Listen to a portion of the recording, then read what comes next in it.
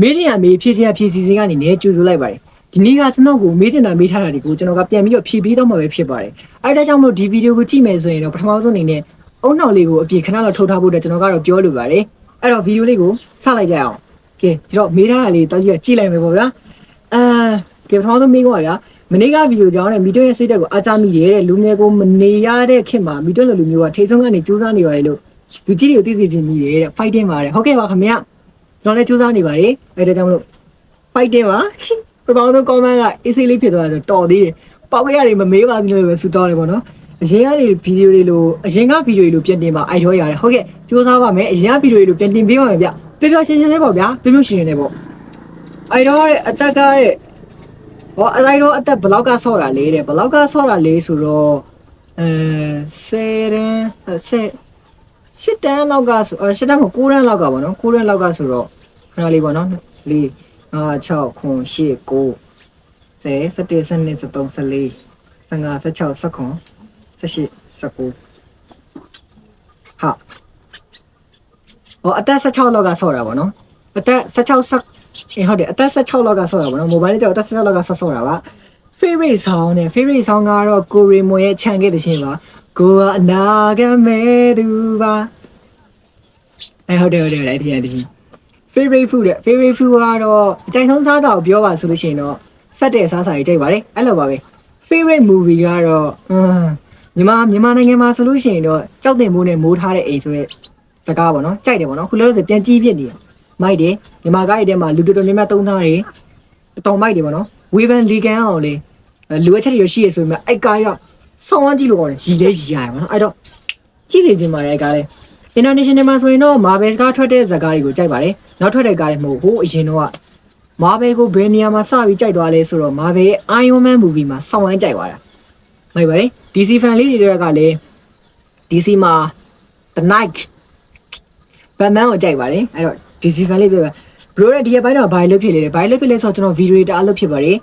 တခြားတယောက်ရဲ့ channel ကိုလည်း run ပေးရတာဖြစ်တဲ့အတွက်ကြောင့်မလို့ဗီဒီယိုတွေတအားလုပ်ဖြစ်တယ်ပြီးတော့ TikTok မှာလည်းဗီဒီယိုတွေတအားလုပ်ဖြစ်တယ်အဲ့ဒါကြောင့်မလို့ကျုံးမြက်လေးနည်းနည်းတော့ရားလိုက်တယ်ပေါ့နော်အဲ့တော့အဆင်ပြေပါတယ်ကျွန်တော် idol ကိုတဲ့ကောင်းမလေးထက်တဲ့မေးမဟုတ်သေးဘူး idol ကိုကောင်းမလေးထက်ဆိုတော့သူသေးပါကွာ idol ရဲ့ဂျင်းမစောဘူးလားတောက်တောက်နေဖြစ်နေအောင်ဟေ့ဒီထက်တောက်အောင်ပါလားဒီထက်တောက်အောင်ပါလားနော်စပုတ်တန်နေမဟုတ်မင်းကြည့်စမ်းတကြိမ်ဘလောက်ကြာလဲမိတော့နဲ့အဲ့ဒါတော့ပွဲချိန်ပေါ်မူတည်တယ်ပေါ့နော်ပွဲရတအားလွယ်နေဆိုရင်တော့10မိနစ်လောက်နဲ့ပြီးရဲ့တကယ်လို့ပွဲရတအားမကြာနေဘူးဆိုတအားကြာနေဆိုရင်တော့မိနစ်30လောက်ထိတော့သွားပါတယ်ဒါပေမဲ့လည်း Granger ကင်ထားတဲ့ပွဲတွေဆိုလို့ရှိရင်တော့အားလီနဲ့မြင်မြင်ဖြတ်မဖြတ်ရင်မင်းတို့ကောင်တွေကတော့ရိုက်ခံရပြီဆိုတဲ့စကင်နဲ့ကျွန်တော်တောင်းရမ်းကြတယ် favorite anime Naruto ပါ Naruto က the best anime the best ပါသူအကောင်းဆုံးဆိုတဲ့စကားတွေထက်ပို့ပြီးတော့ကောင်းတယ်ဆိုတဲ့စကားပြောရမယ်ဆိုရင်တော့မှနောက်တော့ပိုကောင်းတယ်နောက်တော့ anime ကပိုကောင်းတယ်ဒါပေမဲ့ Boruto ကြတော့မကြိုက်ဘူးပေါ့နော်နောက်တော့ပဲကြိုက်ပါတယ် favorite food ပြောပြီးတော့ပါပြီ favorite skin ကတော့ Chonkyuaf ပါ Chonkyuaf ကို Mobile Legends skin တွေမှာအကြိုက်ဆုံးပါပဲ favorite Rigo ကတော့လွယ်လေးဗျာချင်းဆိုတဲ့ epic Rigo ပါ idol ကိုချစ်တယ်ဟုတ်ကဲ့ကျွန်တော်လည်းချစ်ပါတယ်ခင်ဗျာ idol real name နဲ့ကျွန်တော်ရဲ့နာမည်အရင်ပေါ့နော်အစ်စ်ပေါ့နာမည်စစ်ရဲ့နာမည်ကတော့နေထပ်ပိုင်လို့ခေါ်ပါတယ်ခင်ဗျ idol year ကျွန်တော်အသက်ကိုမေးရလားမသိပါဘူးဗျကျွန်တော်အသက်ကမကြခင်မှာ21ပြည့်ပါတော့မယ်ကျွန်တော်အသက်မကြခင်21ပြည့်ပါတော့မယ် idol ရဲ့ favorite hero 3ကောင်နဲ့ favorite hero 3ကောင်ကတော့ချောင်း Granger Franco ပါ favorite Mazaman Granger ပါ favorite fighter ချောင်းပါ favorite tank Franco ပါ favorite food ကတော့စက်တဲ့စားစားကြီးကြိုက်ပါတယ် favorite place ကတော့ဒီလိုဘယ်လိုပြောမလဲအေးချမ်းနေလို့ရတဲ့နေရာမျိုးဆိုကြိုက်တယ်ပေါ့နော်တစ်ပင်တစ်ရိပ်ဒီနဲ့ဒါမှမဟုတ်လေအဲ့ဒါထက်ပြင်ကြီးနေတူတူသွားလို့လာရမယ့်နေရာဆိုကြိုက်ပါတယ် favorite legend skin Granger legend skin ပါ favorite special skin Fanny Sama skin ပါနော် Fanny ရဲ့ special skin ပေါ့ special skin လို့ပဲပြောမှာပေါ့အဲ့ Fanny Sama ကြိုက်ပါတယ် favorite color skin နဲ့ link color skin ပါဒါပေမဲ့နည်းနည်းတော့ပြင်စီခြင်းတယ်ပေါ့နော်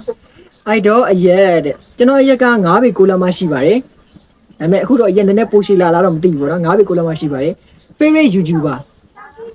international မှာကျတော့McQueen ဆိုတဲ့ Speed McQueen ဆိုတဲ့ YouTuber ကိုကြိုက်ပါတယ်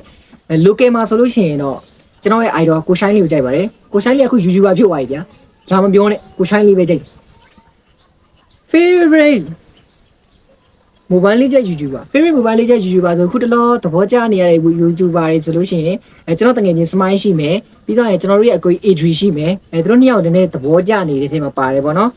play FIFA ရတယ်ရင်တော့ကတော့ FIFA ရကို PUBG ဆော့လို့မရလို့ဆိုပြီးတော့အပြည့်ကတဘောမျိုးနဲ့ဆော့ပါတယ်ဒါပေမဲ့မကြိုက်တဲ့အတွက်ကြောင့်မဆော့ပါဘူး PUBG play ဆိုတော့ဆော့ပါတယ် PUBG ဆော့ပါတယ် PUBG ကတကယ်ကြိုက်ပါတယ် favorite drink အကြိုက်ဆုံးအချိုရည်ဆိုလို့ရှိရင်တော့ Coca-Cola ပါအပုံမပါဒီအညိုဟာ Coca-Cola ကိုကြိုက်ပါတယ် favorite record ကတော့ခဏပြောရတဲ့အချိန်မှာ epic record ပါ MLB emote ကတော့လက်မထောင်ပြတဲ့ emote ကိုတော်တော်ကြိုက်ပါတယ်လက်မလေးမှာဖလားလေးနဲ့ဖင်ကောင်းမကျယ်နေဆို favorite collector skin ကတော့collab skin လို့ပြောရတယ်တူတယ် favorite collector skin လို့ပြောရဖြစ်ပါမယ် favorite collector skin ဆိုလို့ရှိရင်တော့ link collector skin ကြိုက်ပါတယ် favorite ammo skin ဆိုရင်တော့ ammo skin မှာဆိုရင်တော့ပြောစရာမလိုပါဘူး11 ammo skin ကိုကြိုက်ပါတယ်11 ammo skin ကြိုက်ပါတယ် favorite newbie skin ကတော့ favorite ထဲမှာဆိုရင်တော့ link skin လေးသဘောကျပါတယ်လက်ထဲမှာအကျွေးစီးလေးလဲ့နေရပါတော့သဘောကျတယ်တရက်ကိုဘယ်နှကထုလဲတဲ့ဖြည်းဖြည်းပါအဲ့ဒါတော့အဖေကျွန်တော်ခိုင်းနေချိန်တော့ထုပါတယ်သူကဒီတန်လေးကိုဒီလိုလေးထုလိုက်အောင်ဆိုရင်တော့ထုရတာပေါ့နော် favorite anime ကတော့ဒါမှလည်းထပ်ပြောလိုက်ပါမယ် Naruto ပါ favorite song ကိုရီမွန်ရဲ့ခြံခဲ့ပါ favorite mobile legend hero Granger ပါ EA ဆိုတာပါလေ EA ဆိုတာကတော့အတိတ်မှာကျန်နေခဲ့မဲ့ဒီဇိမ်းဟုတ်ပါတယ်အတိတ်မှာကျန်နေခဲ့မဲ့အရင်နီးဆုံးဒီဇိမ်းပါအဲ့လောက်ပါပဲညဆောင်ထုလာတဲ့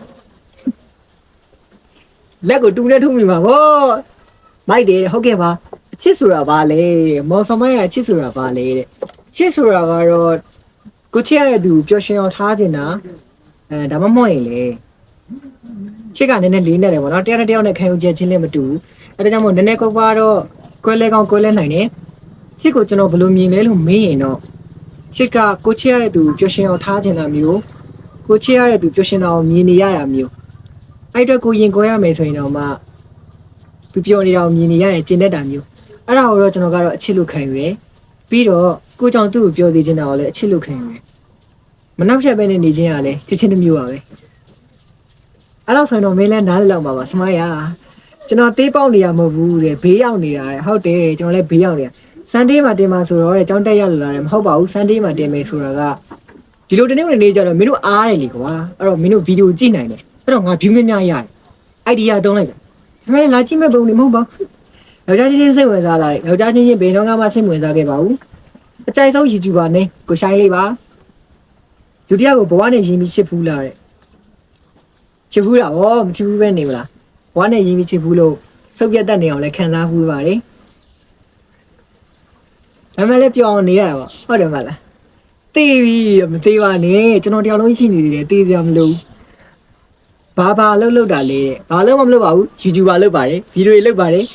ပြီးတင်ပါတယ်ပြီးငတ်ပါတယ်အတက်ဘလောက်လဲကျွန်တော်အတက်ကဒီလောက်လေးဗျာအားကြောင့်ချက်ဖရည်နဲ့ခွတ်လို့မရအောင်အတက်ဘလောက်လဲမေးတာအတက်ဘလောက်လဲအတက်က21ပြည့်ပါတော့မယ်အဲ့တော့ကိုကျွန်တော်အမေတော်တည်ရတဲ့ဗာမီတော်တဲ့ဟုတ်ကဲ့ပါအန်ဒီကျွန်တော်တည်ရတဲ့လဲကျေးဇူးတင်ပါတယ်ကျွန်တော်ရဲ့ညီငယ်တွေကိုကျွန်တော်ကောင်းဆုံး entertainment လုပ်ပြီးတော့ဖြတ်ပေးပေးပါမယ်ရိုင်းနာဆိုင်နာတွေကိုလည်းအနေနိုင်တဲ့လောက်နဲအောင်ရှော့ပါမယ်ဘာလို့ဆိုတော့ရိုင်းတော့မရိုင်းနေထဲမှာတော့မပေါဘူးပေါ့နော်ဒါပေမဲ့လည်းလူငယ်ဆိုတော့တစ်ခါလေကြာရင်လောင်လာတဲ့ခါကျရင်နည်းကျန်းတယ်ပေါ့နော်အဲ့တော့ဘယ်နှလက်မှလဲတဲ့ငါးပြီ9လက်မှပါမန်ယူဖန်လားတဲ့မဟုတ်ပါဘူးမန်ယူဖန်မဟုတ်ပါဘူးမန်ယူဖန်ဆိုရင်လည်းမန်ယူကစားသမား3ယောက်နဲ့နီးပြတယ်ပဲပြောပြပါတဲ့မန်ယူကစားသမား3ယောက်ဆိုလို့ရှိရင်ဂါနာချိုဘရူနိုဖာနန်ဒက်ပြီးဟိုတထောင်းစားအိုနာနာမိပြနာမည်ကတော့မသိဘူးပေါ့နော်အဲ့အသေးဖန်နေတော့မရှိဘူးဒါပေမဲ့ရိုနယ်ဒိုဖန်ဖြစ်တဲ့အတွက်ကြောင့်မလို့ရိုနယ်ဒိုကစားခဲ့ဘူးတဲ့မယူတော့နည်းနည်းသဘောကျတယ်ပေါ့နော်ဂွေးတို့လားဘယ်တိုင်းမှာနေရလဲတဲ့ဘယ်မြို့လဲတဲ့ဘယ်တိုင်းလဲဆိုတော့တတိယတိုင်းမှာဘယ်မြို့လဲဆိုတော့မင်းမရှိတဲ့မြို့ပါ what the fuck ဘယ်တိုင်းမှာနေရလဲဆိုတော့ရန်ကုန်တိုင်းမှာနေရပါဘယ်မြို့မှာနေရလဲဆိုတော့သုံးဝမြို့မှာနေရပါဒါပေမဲ့ကျွန်တော်ကရွာမှာနေတာပါပြစ်မကန်ဆန်းပြကြီးရွာမှာနေတာပါကျွန်တော်တည်ရသူလည်းတည်တယ်ဗောနော်အဲ့လိုတည်တဲ့သူတွေတည်တဲ့ခါကျရင် မျက်နှာတွေပူသလားမမင်းနဲ့ဘာတွေပြောလို့ပြောမှမသိတာစမိုင်းတွေကလည်းငငယ်လေးကတငယ်ချင်းနေလာတယ်မဟုတ်ပါဘူးစမိုင်းတွေကကျွန်တော်စတိတာကကျွန်တော်9လပိုင်းပေါ့နော်9လပိုင်း2024ကမှစတိတာပါအဲ့တော့ဘယ်လိုသိရလဲဆိုစမိုင်းကိုကျွန်တော်နာမည်နဲ့လူတယောက်ကတွားပြီးတော့လိန်တာပတ်စံတော့လိန်တာပေါ့ဗျာအဲ့ချိန်မှာစမိုင်းကဖုန်းဆက်ပြီးတော့မင်းဟာမင်းဘာမီတိုမကလို့ဘာပဲဖြစ်ဖြစ်စိတ်ဝင်စားဖို့ငါဘာမီတိုအစ်စ်နဲ့တိတယ်အဲ့လိုမျိုးပြောလိုက်တော့မှအဲ့ကနေတော့ဗီဒီယိုတင်တော့မှကျွန်တော်လည်းတွားတွေ့နေမှာစမိုင်းနဲ့ကျွန်တော်လည်းခင်ရပါပေါ့နော်ခုဆိုရင်တော့သူမသားကိုအားတူပါပြောချင်တာပြောဆိုချင်တာပြောပေါ့နော်ဒီကောင်းနဲ့ကြောက်ကျွန်တော်ဖိမတူမအေခွဲပါဒါကျွန်တော်ပိုချောတယ်ဗျငယ်တော့တကယ်ချင်းမဟုတ်ကျောင်းကပြီးတော့ပြီလားဆိုတော့ဟုတ်ကဲ့ကျွန်တော်က2019 2020မှာ10တန်းဆောင်ပွဲအောင်ပါတယ်အခုတော့ University တက်နေရတော့လေကျမကြီးကူးဆိုင်တော့လေဟုတ်ကဲ့ပါခင်ဗျာကျေးဇူးတင်ပါတယ်ကျမကြီးကူးဆိုင်ပါမယ်တကယ်ချင်းတို့လည်းကျမကြီးကူးဆိုင်ကြပါအဖေမေရှိသီးလားဆိုရင်တော့ကျွန်တော်မှအဖေရှိပါသေးတယ်အမေကတော့မရှိတော့ပါဘူးဘာမီတိုနဲ့တခြားဘယ် YouTuber တွေကငယ်တငယ်ချင်းတွေလည်းပြောပြပါနော်တဲ့ဘယ် YouTuber မှကျွန်တော်နဲ့ငယ်တငယ်ချင်းတွေမဟုတ်ပါဘူးကျွန်တော်ရဲ့ငယ်တငယ်ချင်းတွေထဲမှာကျွန်တော်တယောက်တည်းပဲဘယ်လိုပြောရမလဲရွာဘိုးထိုးပြီးတော့ဒီ YouTube တွေစလုပ်တာပေါ့နော်စိတ်ညစ်ဖို့လည်းကောင်းပါဘာရွေချက်နဲ့ YouTuber စလုပ်ခဲ့တာလည်းဖြေပေးပါတဲ့ကြော်မတော့ပါနဲ့ဟုတ်ကဲ့ကြော်မတော့ပါခင်ဗျာဘာရွေချက်နဲ့ YouTuber စလုပ်ခဲ့တာလဲဆိုတော့ကျွန်တော် K1 လေးလုပ်ကြည့်မယ်ပြီးတော့လို့ရှိရင်အဲ့ကရတဲ့ diamond လေးနဲ့ giveaway လေးပေးပြီးတော့ streaming လုပ်မယ်ဆိုတဲ့ရွေချက်နဲ့ YouTuber စလုပ်တာပေါ့နော်ဒါပေမဲ့ YouTuber တွေဝင်တဲ့အခါကျအခက်အခဲတွေအများကြီးဖြစ်လာပြီးတော့ဒါလည်းအခုတော့နည်းနည်းလေးအဆင်ပြေလို့ပဲပြောရမှာပါအားလည်းတကယ်ချင်းကျေးဇူးကြောင့်ပါကျေးဇူးတင်ပါတယ်ခင်ဗျာအများကြီးပို့ပြီးတော့ကြိုးစားတော့မယ်လို့လည်းခင်ပေးပါတယ်ဗျမီတွန်းလင်ကအိုရင်ဆိုတာဟုတ်လားတဲ့အဲ့ဒါကတော့မဟုတ်ပါဘူးဒါ fan လေးပြောအောင်လို့စားရနောက်တဲ့အနေနဲ့အိုရင်တို့နဲ့ကဒီတိုင်းမဲ့စကားပြောဆိုတာလေးကနည်းနည်းညီကိုလိုစကားပြောရမလို့မျက်နှာပြောင်းတာပဲဖြစ်ပါတယ်ကျွန်တော်ယောက်ျားချင်းစိတ်ဝင်စားပါဘူးအရင်ကောက်ကတဲ့ skin တောင်းခဲ့မိတဲ့အတွက်တောင်းပန်ပါတယ်အခုကိုကျွန်တော်အခုတဲ့ကိုတဲ့မှားမှန်းသိပါပြီတဲ့ဟုတ်ကဲ့မမှားပါဘူးခင်ဗျအရင်ကောက်ကစကင်တောင်းခဲ့တာလည်းမမှားပါဘူးဒါပေမဲ့ကျွန်တော်ဘက်ကမပေးနိုင်ခဲ့တဲ့အတွက်လည်းအများကြီးတောင်းပန်ပါတယ် K1 ဖြစ်တဲ့တစ်လျှောက်မှာစကင် giveaway တွေအရင်မပေးနိုင်ခဲ့ပါဘူးအဲ့တော့လည်းကိုမှားမှန်းလည်းသိပါတယ်ခင်ဗျကျွန်တော်ဘက်ကလည်းပြန်ပြီးတော့တောင်းပန်ပါတယ်ဒီတစ်ခေါက် K1 ဖြစ်တဲ့ခါကျလို့ရှိရင်တော့ကျွန်တော်အများကြီးပေးဖို့အတွက်ဆုံးဖြတ်ထားပါတယ်ခင်ဗျအဲ့တော့တဲ့ကောင်မလေးဘယ်နှစ်ယောက်ထားပြီးပြီလေအတီချစ်တာဆိုလို့ရှိရင်တော့3-4ယောက်လောက်ပေါ့မတီအတီမချစ်တာနဲ့ပါလဲမယ်ဆိုရင်တော့10ယောက်လောက်ပေါ့နိုင်တော့မရှိတော့မီတိုးနဲ့စော်ရပြီလားတဲ့ဟုတ်ကဲ့ကျွန်တော်စော်မရပါဘူးရထားတဲ့ဟာလေတကယ်ချင်းတို့ကြွားပြီးတော့မှပြက်သွားပါပြီအဲ့ဒါကြောင့်တကယ်ချင်းတို့လက်ခုပ်တီးပြီးပြောလို့ရပါပြီခင်ဗျာ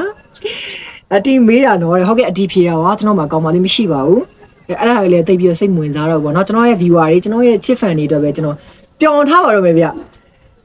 ဒါနဲ့ဒါမှမဟုတ်ရင်တဲ့ညီမကိုမှတ်မိလာတယ်ဟုတ်ကဲ့မှတ်မိပါတယ်ခင်ဗျာဒီထဲမှာကြတော့မေလာအောင်ပေါ့နော်အဲ့တော့ဆိုရင်ကျွန်တော် Facebook page မှာလည်းစကားလာပြောတယ်ပြီးသားလို့ရှိရင် Telegram မှာလည်းကျွန်တော်စကားလာပြောတယ် game လေးတူတူဆော့ခဲ့ပူပါတယ်ကျွန်တော်မှတ်မိပါတယ်ဗျကျွန်တော်ကမှတ်ညင်တာအကောင်းပါတယ်မှတ်မိပါတယ်ဗျဗာမေးရမလဲတဲ့ကောင်မလေးရှိလာတယ်ရှိရင်ပေးတယ်ဟုတ်ကဲ့ကောင်မလေးမရှိပါဘူးခင်ဗျာအဲ့အတွက်ကြောင့်မလို့ကျွန်တော်ကောင်မလေးရှာပေးလို့ရပါပြီချောင်းပရိုဖြစ်အောင်လုပ်နီးမိတော့တဲ့ချောင်းပရိုဖြစ်အောင်လုပ်တဲ့နီးကလွယ်ပါတယ်ချောင်းကိုကျွန်တော်တို့ကဖေးမရပဲနဲ့ဆော့ရင်တော့ရတယ်ပေါ့နော်ချောင်းပရိုဖြစ်ရှင်တယ်ဆိုတာထက်ချောင်းကိုပွဲတဲ့လိုအစစ်စစ်ပြေးပြေးဆော့လို့ရမယ့်နီးလန်းလေးတော့ရှိပါတယ်အဲ့နီးလန်းလေးကိုစော့ကြည့်စေချင်ပါတယ်ဘယ်မှာနေတာလဲတဲ့ဘယ်မှာနေရလဲဆိုတော့ကျွန်တော်ရွာမှာနေတာပါကျွန်တော်ရွာကပြင်းမကန်ဆန်းပြကျွေးရပါဘာကြောင့်ပြင်းမကန်ဆန်းပြကျွေးရအောင်ထည့်ထည့်ပြောနေရလဲဆိုတော့ပြင်းမကန်အကြည့်နေတဲ့သူတွေများရှိမလားလို့ပါရှိတဲ့ခါကျရင်ကောမန်လီမန်နာခဲ့ပါလမ်းမှာတွေ့ရင်လည်းခေါ်နိုင်ပါတယ်ကီကွန်ဖြစ်သွားတဲ့ခါကျရင်လည်းလမ်းမှာစကင်တွေတောင်းနိုင်ပါတယ်လွတ်လပ်စေတော့မွဲနေပါတယ်အိတ်ဆိုင်ပြီးစကေဖောက်နေရတာပါနာမည်အရင်ကနေထပ်ပိုင်းလို့ခေါ်ပါတယ်စော်ရှိမရှိတဲ့ဟုတ်ကဲ့စော်မရှိပါဘူးခင်ဗျာစိုက်ဘလောက်လေးတဲ့ဖနက်စိုက်ကတော့30ခွဲ17လောက်စီးရတယ်ဗျအဲ့တော့ဂွေးတိုလာတဲ့ဟာဒီလိုငါ့ကိုဘန်းအောင်တော့မလုပ်ပါနဲ့ကွာဘာမီတုံငါတဲ့ဘာလို့ရရလဲဘာမီတုံကတောက်ရတာပါတောက်ပြီးသွားတဲ့ခါကျရင်အကုန်လုံးပျောက်ပါတယ်အသက်ကွဲရလည်းပျောက်ပါတယ်ဖျားနေရလည်းပျောက်ပါတယ်ဘာဖြစ်ပျောက်ပါတယ်အဲ့တော့စော်ရှိလားစော်ရှိလားငါစိန်ကြီးမင်းတို့စော်ရှိလားပဲမေးစရာရှိရလားမရှိဘူးမရှိရင်ရှာပေးရမယ်ဆိုမသိဘူးလားအသက်ဘလောက်မှမိမယူမလေးတဲ့မိမတယောက်ကိုတေတော့တင်းနေထားပြီးတော့လက်ထနိုင်တဲ့ခါကျမှပဲယူမှာပါတင်းတော့တင်းနဲ့မထားနိုင်မဲ့သူများတောင်းကြီးကိုစိတ်နှောက်ရက်ပြီးဘာလို့မှလဲ my friend တို့ရဲ့မီတော့အခုဘာဖုန်းကင်တာလဲတဲ့ဒါကတော့ Realme 5i ပါ10ရန်ဆောင်ပွဲဖြည့်ပြီးတော့ဝယ်ထားတာ ဗီဒီယိုရိုက်နေရကတော့ Redmi Note 30R ပါဒါပေမဲ့ game ဆောက်ဖို့အတွက်ဆိုရင်တော့မဝယ်ပါနဲ့မကောင်းပါဘူးကင်မရာကတော့မိုက်နေကြဘာလို့ဆိုကျွန်တော်ဆောင်းရမ်းချောနေတာအပြင်မှာလည်းအရန်ချောတာဆိုတော့သိရမလားဗီဒီယိုတွေကလည်းတင်ဖို့ရှိသေးလားရှိတာဗောဗီဒီယိုတွေကတင်သွားအောင်မှာဟုတ်ကဲ့ပါခင်ဗျာနာမည်ခေါ်ပြီးတဲ့ကိုဇော်နိုင်ရေမင်္ဂလာပါခင်ဗျာရက်ခွက်ထဲတော့ပြအောင်နဲ့ဟုတ်ကဲ့ရက်ခွက်ထဲတော့ပြပါမယ်ရက်ခွက်ထဲမှာကျတော့နည်းနည်းရှက်လို့မသွားပြသေးတာနောက်ရက်တော့ပြပါမယ်ရက်ခွက်ထဲတော့တဲ့ဗီဒီယိုလေးပြပါမယ်ဘာလို့ဗီဒီယိုသိမ့်မတင်တော့လဲအိုက်တော့တဲ့ဘာလို့ဗီဒီယိုသိမ့်မတင်တော့လဲဆိုတော့ YouTube income ကနည်းနည်းလေးပဲရတယ်အဲ့ဒါကြောင့်မလို့တခြားသောအလုပ်တွေလုပ်ကြပါတည်တယ်ဒီတစ်ခုတည်းနဲ့ပဲထိုင်နေလို့မရပါဘူးဒီတစ်ခုပဲထိုင်နေအင်အားဖေးကြိုက်လိမ့်မယ်ဗီဒီယိုတွေထပ်တင်မှုရှိသေးလားဆိုဟုတ်ကဲ့ရှိပါတယ်ခင်ဗျာဗီဒီယိုတွေအများကြီးထပ်တင်ပေးတော့ပါမယ်ဒီ channel မှာကျွန်တော်အများကြီးထပ်ပြီးလုပ်သွားမှာပါ entertainment တွေအများကြီးထပ်လုပ်ပါပြီဖြစ်ပါတယ် favorite skin နဲ့6K watt ပါ favorite color ကတော့အနီရောင်ပါပြီးတော့နေရဲ့အရောင်ကိုလဲကြိုက်ပါတယ်အဝါရောင်ကိုမှအနီရောင်လေးဝင်းပြီးတော့အလဲကောင်မှဖြူလေးပေါ့နော်နေရဲ့အလင်းရောင်ကြည့်ကြည့်လိုက်ပါနေကိုမျိုးလုံးဆိုင်ကြည့်ကြည့်ပါအဲ့အရောင်ကကျွန်တော်ကြိုက်ဆုံးပါပဲ favorite game ကတော့ PUBG ပါ PUBG ကြိုက်ဆုံးပါဒါပေမဲ့ mobile လေးချက်တွေလုပ်နေပါတယ်တပြောပဲနော်ညဘာတွေမင်းနေရလဲအဲ့တော့တက်ပလောက်လဲမကြခင်မှာ21ပြည့်ပါတော့မယ်နာမည်ရင်းကဘာလဲဆိုရင်တော့နာမည်အရင်ကနေထပ်ပိုင်းလို့ခေါ်ပါတယ် What ဆိုတာဘာလဲ What ဆိုတာကကျွန်တော်တို့အင်္ဂလိပ်စကားလုံးပေါ့နော်သူကအမေသဘောနေရာမှာသုံးပါတယ်ဘယ်လိုနေရာမှာသုံးလဲဆိုတော့ဒီဥစ္စာကဘာလဲဘာလို့ချစ်တာလဲဘာလို့မုန်းတာလဲဘာလို့ငေါ့အသက်ခွဲတာလဲအဲ့လိုမျိုးဗျာဘာလို့ဆိုတဲ့နေရာမှာမြန်မာလူဘာလို့ဆိုတဲ့နေရာမှာအင်္ဂလိပ်လိုသုံးမယ်ဆိုရင်တော့ဒီလို HAD what ဆိုတာကိုသုံးပါတယ်အဲ့ဆိုတော့ what ဆိုတာဘာလဲလို့မေးရင်တော့ဘာလဲလို့မေးဖို့အတွက်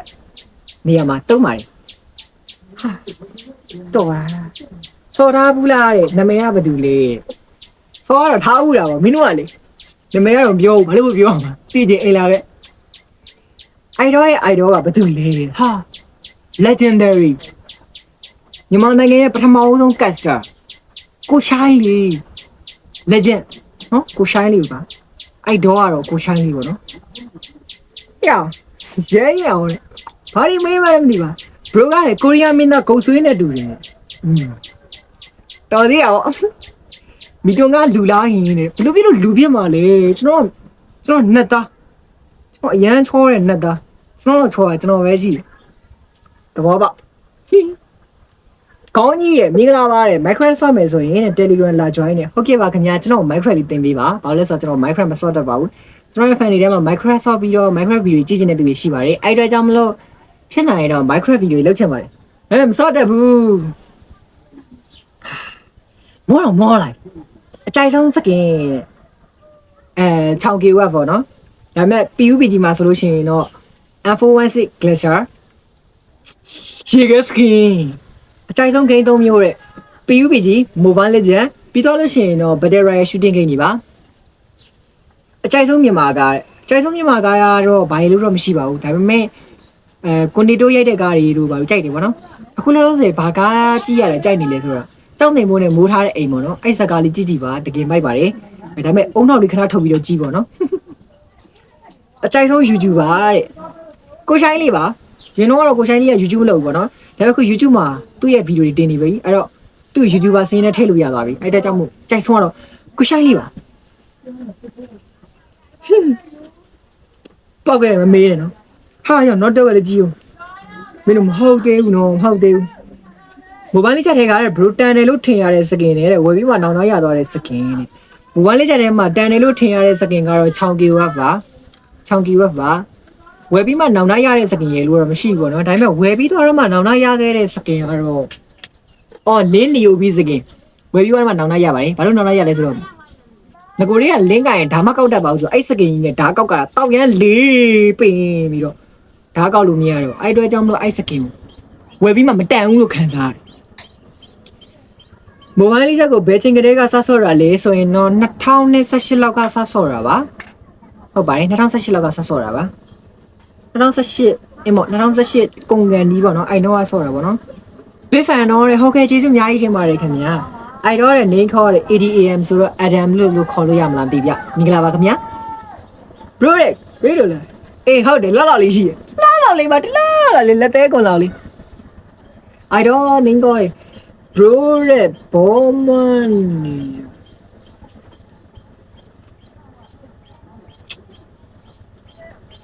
new fan လေးပါဈေးနဲ့ဒါနဲ့အိုက်တော့တယ်ချောလာတယ်ဟော new fan လောက်ကြာနေပြီ new fan လာလို့ချောလာဆိုရင်တော့မီတွန်းတော့ဘယ်ချောမလဲမီတွန်းကပိုချောအဲ့ဒါကြီးတော့မလောက်ခိုင်းနဲ့လေကြောက်ပြီလို့ခုလက်ရှိရဲ့ဘာလုံးနေလဲခုလက်ရှိကတော့ဗီဒီယိုတွေပဲတောက်ချောက်ထိုင်လို့နေပါတယ်ပြီးတော့အပြင်းကြီးနေပါတယ် pro ရဲ့ skin တွေဘာတွေမပေးဘူးလားတဲ့ skin pro ရဲ့ skin ပေးတယ်ဘာမှမမေးဘူးတဲ့ဘာမှမမေးတဲ့အတွက်ဘာမှမပေးပါဘူး idol wave friend ရှိတယ်ဟုတ်ကဲ့ကျေးဇူးတင်ပါတယ်ကျွန်တော်နဲ့တူတူဆော့လို့ရရပါတော့အခုလက်ရှိပါတော့ကျွန်တော် advanced server မှာသွားဆော့နေရတာဖြစ်တဲ့အတွက်ကြောင့်မလို့ original server မှာဆော့နေရကျွန်တော်မဟုတ်ပါဘူးအဲ့ဒီတော့သိစေချင်တယ်ပေါ့နော်တော့ကြောင့် original server မှာရှိနေပြီးခေါ်မဆော့ဘူးကျွန်တော်လည်းခေါ်မဆော့ဘူးဆိုတာက video တွေလုပ်နေလို့ပါမအားရလည်းပါတယ်ပေါ့နော် YouTube ကိုတဲ့ဘယ်ချိန်ထိလုတ်ဖြစ်မှာလဲတဲ့ဘယ်ချိန်ကစလုပ်တာလဲ YouTube ကိုဘယ်ချိန်ထိလုတ်ဖြစ်မှာလဲဆိုလို့ရှိရင်တော့အကြာကြီးလုတ်ဖြစ်သွားမလို့တော့ထင်ပါတယ်မသိမချင်းလို့ပဲပြောရမှာအဲ့လောက်နီးပေါ့နော်အဲ့လောက်နီးလုတ်ဖြစ်ဖို့များပါတယ်ဘယ်ချိန်ကစလုပ်တာလဲဆိုရင်တော့2020မှာ2024မှာစလုပ်တာပါဟုတ်ပါတယ်2024မှာစလုပ်တာပေါ့နော်မမရရ2024ဟုတ်2023 2024အဲ့လောက်ကစလုပ်တာပါဒါပေမဲ့အရင်ကတော့နေထပ်ပိုင်းလို့ခေါ်ပါတယ်အသက်ကတော့21ပြည့်ပါတော့မယ်ဆော်ရှီလားဆိုရင်တော့ဆော်မရှိပါဘူးကြိုက်ဆုံးကားဆိုရင်တော့ Marvel ကရိုက်တဲ့ Avenger ကားတွေကြိုက်ပါတယ်ပြီးတော့ဟုတ်ကဲ့ဒါပဲမေးစရာရှိရလားဟုတ်ကဲ့ game တူဆော့ချင်လို့ဟုတ်ကဲ့ပါခင်ဗျာ game တူဆော့လို့ရပါတယ် baby boss ဆိုတဲ့ in game နဲ့တယောက်ပါမှတ်မိပါတယ်ခင်ဗျခေါ်မဆော့ရတဲ့အတွက်လည်းတောင်းပန်ပါတယ် brother rank တအားမြင့်နေဗျာကျွန်တော် rank ကအခုမှမတက်လောက်လေးဆိုတော့ကျွန်တော်ကအဲ့လိုကြတာမယုံနိုင်ဘူးသိလားအဲ့ကြောင့်မဆော့တော့ပါကျွန်တော် skin လေးပေးပါလားအဲ့ရောတဲ့ချောင်း skin ပေါ့တဲ့ကျွန်တော်လည်းပေးချင်ပါတယ်မပေးချင်တာမဟုတ်ပါဘူးကျွန်တော်လာတောင်းတဲ့လူတွေကိုကျွန်တော်ပေးချင်ပါတယ်ဒါပေမဲ့ကျွန်တော်ပေးလို့မရပါဘူးဒိုင်းမွန်လည်းမရှိတာပါပြီးတော့ skin giveaway လေးပညာလေးပဲလုပ်ပေးလို့ရမှာပေါ့နော် Your brother you like ဆိုပြီးပေးလိုက်ရအောင်လေကျွန်တော်ဟာတွေကုန်ဖြတ်ရောင်းပြီးတော့ပေးမှပဲရပါမယ်အဲ့ဒါတော့လောက်မှာမဟုတ်ပါဘူးအဲ့တော့ skin giveaway ဖောက်ပြီးတော့မဲပေါက်လို့ကန်ကောင်းတဲ့သူပဲယူလိုက်ပါဒီလိုမျိုး your in you သွားဆိုပြီးတော့အပေးပေးရစီနဲ့ဟာရောငေါအဲ့လောက်ထိမေးမယ်လို့မထင်ဘူးအကိုရဲ့ skin ပေးပါလားအိမ်လာခဲ့ပါ favorite အဲ့ဒါ favorite ရှိမလားဟိုဟာဆိုတမျိုး open world တဲ့ MMORPG game တဲ့အဲ့လိုတဲ့ဘာ game မျိုးဆော့လဲတဲ့မဆော့ရင်တိရောတိလာတဲ့တိရင်ဘာကောင်းလဲ recommend နဲ့ပေးပါတဲ့ open world MMORPG တွေကတော့သိပါတယ်ဆော့လားဆိုရင်တော့ဖုန်းမနိုင်တဲ့အတွက်မဆော့ပါဘူးဘာကောင်းလဲဆော့ရမလဲဆိုလို့ရှိရင်တော့ကျွန်တော် recommend နဲ့ပေးချင်တာကတော့ Genshin Impact ဆော့စီခြင်းနဲ့ဒါမှမဟုတ်လဲ Sky High ဆိုတာမျိုးပေါ့နော် Sky လား night လားမသိဘူးပေါ့နော်အဲ့ဒါမျိုးလေးဆော့စီခြင်းနေပေါ့နော်အဲ့ဒါကတော်တော်ကြီးကိုမှမိုက်ပါတယ်bro real name နဲ့ကျွန်တော်နာမည်အရင်ကတော့နေထက်ပိုင်လို့ခေါ်ပါတယ်ခင်ဗျာဟာအဲ့တော့ဟာကြီးလာတဲ့အရင်တော့မကြီးလောက်ဘူးထင်တယ်ဗျဒါပေမဲ့တငယ်ချင်းတွေကတော့နှာခေါင်းကြီးလို့တော့ပြောရတယ်ပေါ့နော်ဒါပေမဲ့မကြီးဘူးလို့ပဲသတ်မှတ်လိုက်ပါမိုဘိုင်းလေးချက်ထဲမှာအကြိုက်ဆုံး skin အကြိုက်ဆုံး hero ဆိုလို့ရှိရင်တော့အကြိုက်ဆုံး skin ကတော့6K ပါအကြိုက်ဆုံး hero ကတော့ Granger ပဲဖြစ်ပါတယ်အမုန်းဆုံး hero ကတော့ဟို Nana ဆိုတဲ့စောက်ချက်ဘူးနဲ့ Angela ဆိုတဲ့စောက်ချက်ဘူးပဲဖြစ်ပါတယ်အဲ့နှစ်ကောင်အသိမုန်းပါတယ်အခုဆိုရင်တော့ Florent ကိုပါစောက်ရမ်းမုန်းနေပါပြီတကယ်ကိုမုန်းတာစိတ်တက်ပြစ်လောက်ချင်တော့မုန်းတာအကြိုက်ဆုံး legend skin ဆိုလို့ရှိရင်တော့ Gucci နဲ့ Granger legend skin ပါ Franco legend skin ပါအဲ့လားပေါ့နော်အကြိုက်ဆုံးချောင်း skin နဲ့ Granger skin နဲ့အကြိုက်ဆုံးချောင်း skin ကတော့ချောင်း QS skin ပဲဖြစ်ပါတယ်ဒါပေမဲ့ချောင်းရဲ့အုံးမခွက် skin ကပိုလန်းတယ်ဗျမျိုးရေးစော့ကြည့်တကယ်လုံးဝနက်တီရောဝါဆိုခံလာရမယ် Granger skin ဆိုလို့ရှိရင်တော့ Granger ရဲ့ legend skin ကိုကြိုက်ပါအိုးမဟုတ်ဘူး Granger exotic skin ပေါင်ရမိုက်ရုပ်လေးကလည်းချောတယ်ကျွန်တော်လိုပဲလေရုပ်လေးကလည်းချောအာပီပြန်ရင်းနဲ့ဆော်ရပါစေဟုတ်ကဲ့ပါခင်ဗျာဆော်မရ80ဓာတ်နဲ့လာတော့မင်းတို့ကဲဒီအဲ့ဒါပြေးတယ်ဟုတ်ကဲ့ပါခင်ဗျာမှတ်ထားလိုက်ပါမယ်နော်ဆော်ရှိလားတဲ့ဆော်ရှာပေးလားတဲ့ဟုတ်ကဲ့ဆော်မရှိပါဘူးဆော်ရှာပေးလားဆိုရင်တော့ရှာပေးဘူးငါတော့မရှိတာမင်းဘယ်လိုရှာပေးမလဲ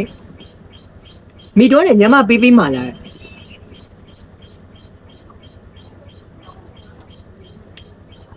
ဘရိုရဲ့အခြေဆုံး3ယောက်တော့ပြောပြပါလားဗျာတဲ့ကျွန်တော်အခြေဆုံး3ယောက်ဆိုလို့ရှိရင်တော့3ယောက်တော့မမညီမလေးနဲ့ရွယ်တူပေါ့ဗျာအဲ့3ယောက်အခြေဆုံးပဲလှတယ်ဟာတော့ရလာကျွန်တော်သိပါတယ်တဲ့ငါလည်းဘယ်သိမှလဲဘာဖြစ်ဖြစ်ခုလိုမျိုးမိကုန်းနေမေးပေးတဲ့အတွက်ကျေးဇူးတင်ပါတယ်ကျွန်တော်ကတော့ဘောင်းမီတိုနဲ့ဗာမီတိုလို့တကယ်ချင်းတို့နာမည်ပေးထားတဲ့ဗာမီတိုပဲဖြစ်ပါတယ်ဗျဝမ်းသာပါတယ်ခုလိုမျိုးတွေးဆုံရတဲ့အတွက်လည်းတကယ်ဝမ်းသာပါတယ်ကျွန်တော်နောက်ထပ်အများကြီးကောင်းဆုံးတွေလုပ်ပေးသွားပါမယ် တက်နိုင်တယ်လို့ပေါ့ကျွန်တော်ကိုလည်းအပီးပေးပါလို့ဆိုပြီးတော့တကူးတကကြီးတော့မပြောရပါဘူး VPN နဲ့ကြည်ပေးကြပါဆိုပြီးလည်းတကူးတကမပြောရပါဘူးဗီဒီယိုကို view ဘယ်လောက်ရတယ်မရတယ်ဆိုတော့ကလည်းအဓိကမကြတော့ပါဘူးအဓိကကျွန်တော်ကပျော်နေရရင်ပြီးရပါပဲကျွန်တော်ပျော်တယ်လို့ကျွန်တော်ရဲ့ fan တွေပျော်နေရရင်လည်းပြီးရပါပဲဗီဒီယိုတင်မယ်ကြည့်ချင်တဲ့သူကြည့်ပါပြောချင်တာတွေပြောကြပါကျွန်တော်ကတော့ကျွန်တော်ရဲ့ fan စစ်တွေအတွက်ပဲ is say လေးတီးပြပါမယ်အခုတော့ဒီဗီဒီယိုလေးပြီးသွားတဲ့ခါကျရင် game လေးသွားဆောင်ပါဖြစ်တဲ့အတွက်ကြောင့်မလို့ဗီဒီယိုမြင်မြင် edit ကမှဖြစ်တဲ့အတွက်ကြောင့်မလို့ဒီနေရာမှာပဲနှုတ်ဆက်လိုက်ပါတယ်ခင်ဗျာကျွန်တော်ကတော့ပေါင်းမိတော့လည်းပေါင်းမိတော့ပါနောက်ထပ်ဗီဒီယိုမှာပြန်မတွေ့ပြရစီနဲ့